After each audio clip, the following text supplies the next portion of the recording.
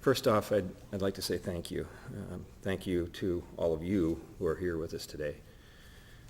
A look at the crowd shows you as a testament to the man we're here to honor. As you know, Dr. Tui was raised in the community, and he loved it very deeply. He was a pillar of our community and the medical community in town.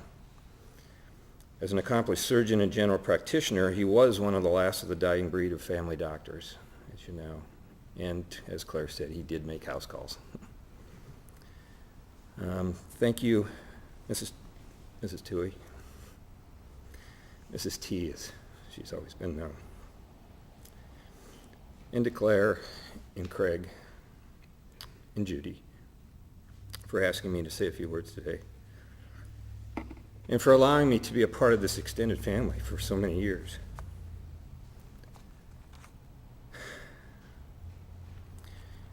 And although Tom is not seated in the pews amongst us today, he's here nonetheless.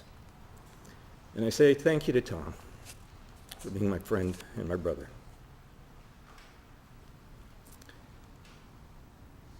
Cedric Edward Miro Tui. Thank you, thank you, thank you. In so many ways, thank you for what you meant to this community. Thank you for what you meant to this family. Dr. Tui was a very bright, very articulate, very talented and devoted and thoughtful man. But most of all, I think Dr. Tui was a passionate and very generous man. And he expressed that passion in many ways. Some of you who know him might say he was opinionated. Maybe that's just another word for passion. And we offer up that passion in the defense of an opinion that let you know that although he may not always be entirely right, he was seldom in doubt. He was passionate about life and about family, about medicine, about politics, and great food and great wine, adventure and challenge. And oh yes, did I mention he was passionate about sports? Now there was a passion for him. I remember the weekend routine very well in the home. He was up at the crack of dawn and out the door, doing his rounds at the hospital, and whatever errands that needed to be attended to. By the time the first game started, which was usually in the early afternoon, he would be seated in his favorite armchair in the great room at the family home. TV on, bag of potato chips, bowl of nuts, possibly a libation, ready for game time. As time went on, he really honed this routine to a fine art by having more than one TV on at a time.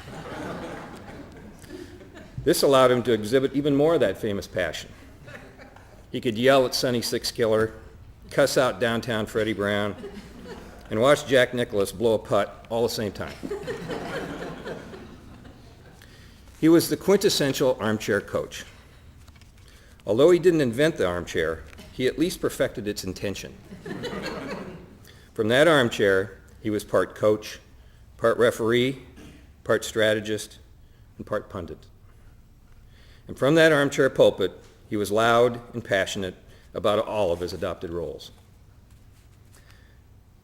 Dr. Tui was one of the most generous men I've ever known. He was generous with his support, and he was generous with his advice. He was generous with his home and its very special environment. He was generous with opportunity, and he was generous with a sharing of experiences. Dr. and Mrs. T opened up their home to me in my youth. They supported, nurtured, and cared for me in a time of need. They and the kids, Tom, Claire Bear, and Gus, as they were called, became my family, or rather, I became part of theirs. I also became known as Merwood. That's another story. They opened a new world of family environment to me. It was different from what I had known before. It was more privileged. And by that, I don't mean ostentatious. By that, I mean it was more worldly, it was more informed, and it was more challenging. It was an environment where I learned that privilege was not a birthright, and it most definitely did not lead to entitlement. To the contrary, with that privilege came a greater expectation of accomplishment and achievement and a responsibility to give back to those less fortunate. You were encouraged and expected to seek a challenge and rise to the occasion. Each of his children is a true testament to the values instilled in that home. He was very proud of all of his offspring and their accomplishments. Tom's success as attorney, Claire's in writing and publishing, and Craig's own success as a doctor. My experiences in life are in no small way attributed to these very same expectations and values. I spoke of Dr. Tuohy's generosity in opportunity and experience. I want to share a couple with you. It was in my junior or senior year of high school, I can't remember which. The Tuohy family, as I've mentioned, were big in sports. One of their most passionate activities, as Claire's mentioned, was skiing. In my previous life, I had never been exposed to the sport. Doc informed me that the family was going to Sun Valley for the holiday season, and I was to come along. I told him that sounded great, but I didn't know how to ski, so I probably shouldn't go. Nonsense, he said. You can learn. With further protests, I said I didn't even own a pair of skis, much less boots or anything else associated with the sport.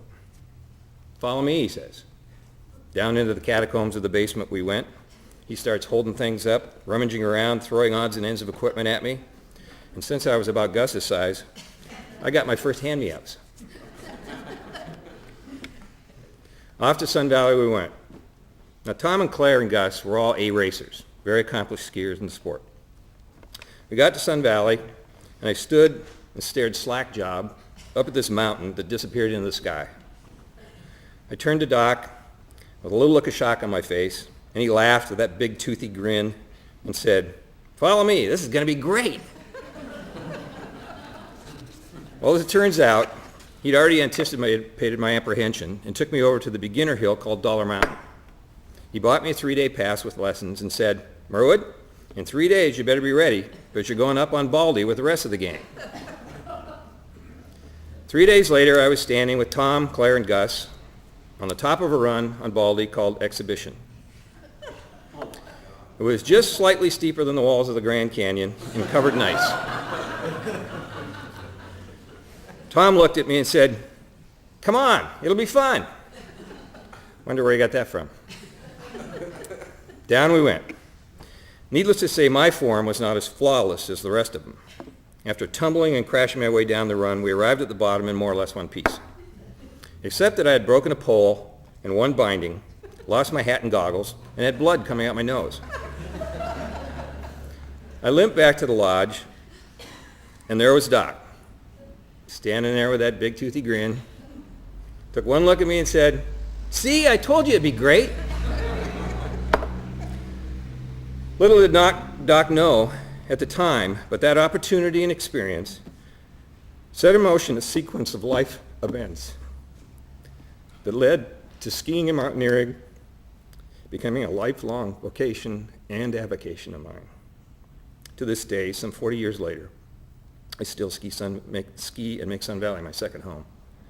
And every year I ski the runs that he so generously exposed me to. It has been one of the defining experiences of my life in the outdoor and sporting goods business. Thank you, Dr. Tuohy. I'd be remiss if I didn't say something about life at the beach cabin on Whidbey Island in the summers. Did I mention that Doc liked to share experience? Well, sometimes he would invent them.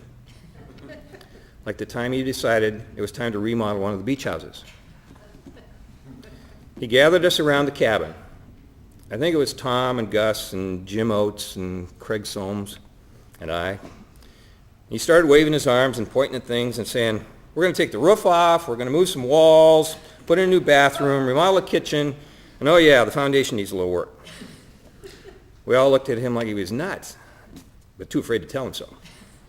Finally, someone said, well, we know anything about that stuff. I knew we were in trouble because there was that big grin again. How tough can it be, he said. Come on, it'll be great. Sure enough, by the end of the summer, we were fairly accomplished with a hammer and saw, and the cabin looked pretty good with all the changes. I got to spend some time with Dr. Tui last week in the hospital.